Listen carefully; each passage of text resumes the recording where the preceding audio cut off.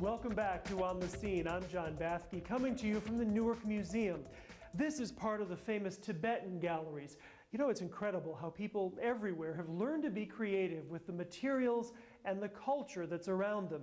And it's those things that drive our next artist, whose inspiration is place and time. It is opening night. This is the Dahlia Center for Contemporary Art in Newark. They are checking out work from up-and-coming artists, and some of the pieces getting second looks got on this gallery wall after a most unusual start. The typewriter I got at a garage sale, like maybe, 15 years ago. Dahlia Elsayed types out whatever pops into her head.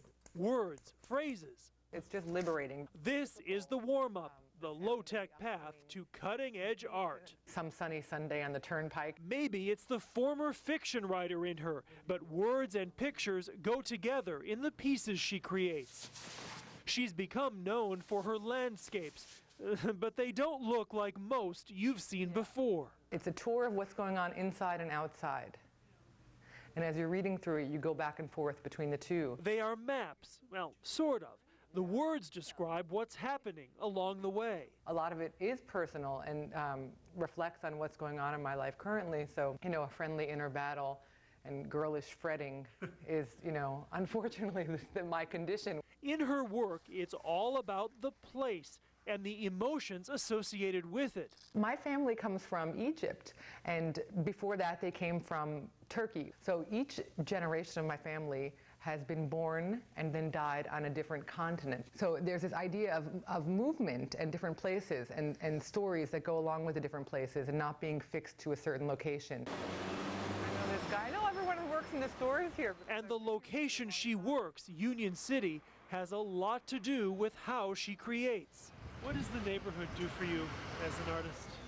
The neighborhood feeds me, spiritually and as far as my work goes. There's a huge amount of information that I get from the sounds and the people and the food, which is amazing. Busy streets, tiny shops, and people from all over the world. The influences that shape what happens in the studio. And the responses in the gallery. It's great when people can come up to you and say that they responded to something in your work or that they got it. And notice a reflection of themselves, perhaps, in the art. And you can check out the exhibit called Emerge 6 Locations that features Dahlia and many more talented artists at the Dahlia Center for Contemporary Art now through January 14th.